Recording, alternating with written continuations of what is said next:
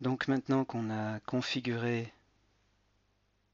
notre contenu, on va aller dans l'option Manage Field qui va nous permettre de gérer les champs, les fields, du type de contenu.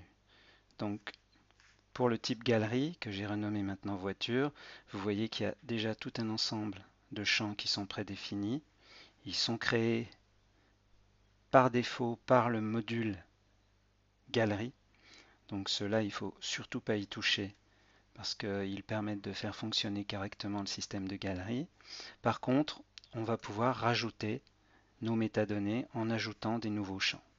Donc, 4 informations à fournir, le nom qu'on va donner, l'étiquette qu'on va donner dans le formulaire de saisie, le nom qu'on va donner pour la métadonnée telle qu'elle va être enregistrée dans la base de données de Drupal, le type de données, et pour le type de données, on va avoir à sélectionner le type de formulaire, le composant graphique de formulaire qui va être utilisé pour la saisie des valeurs. Donc imaginons que pour notre voiture, on veut ajouter une métadonnée pour stocker la marque. Donc on va l'appeler marque comme étiquette de champ. Le nom du champ, on va l'appeler marque lui aussi. On va sélectionner comme type tout simplement du texte. Et de toute façon, l'élément, le form element est de toute façon fixe puisque on n'a qu'une possibilité. Donc là, on a défini les 4 paramètres. On va enregistrer.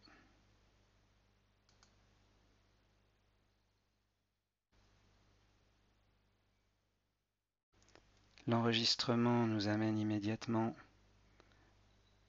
à un formulaire de configuration pour le champ. Donc on retrouve le nom qu'on a donné au champ, le label.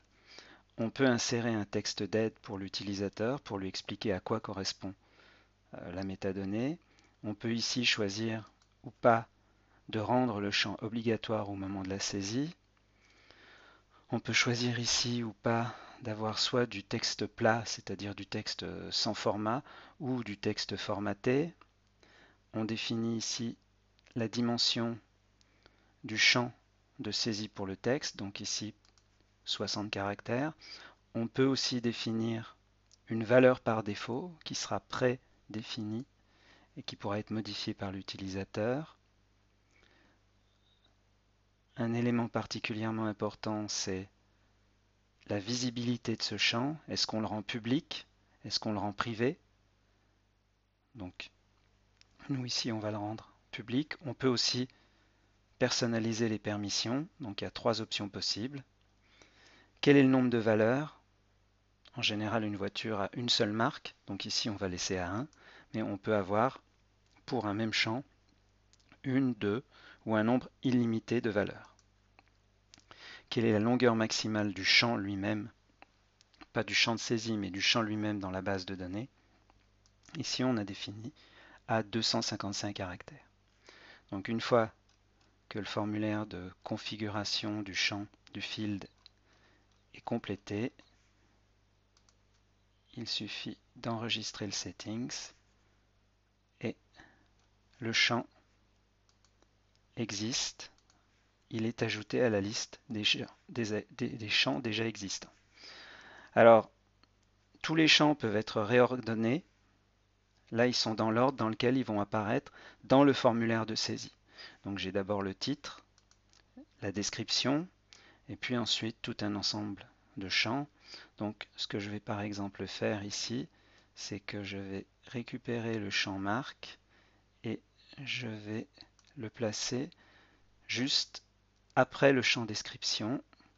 Et là encore, comme c'est indiqué sur le petit message qui apparaît ici, pour que cette modification soit enregistrée, il faut tout simplement que j'appuie sur le bouton Save. Donc le nouveau champ marque que j'ai ajouté, il est de type texte. Il apparaîtra dans le formulaire de saisie quand un utilisateur créera un contenu de ce type-là. Il apparaîtra après le champ qui permet de donner un titre, après le champ qui permet de décrire le contenu. Juste après, il y aura un champ texte dans lequel je pourrai indiquer la marque du véhicule pour lequel je vais ensuite charger un ensemble de photos qui vont la décrire.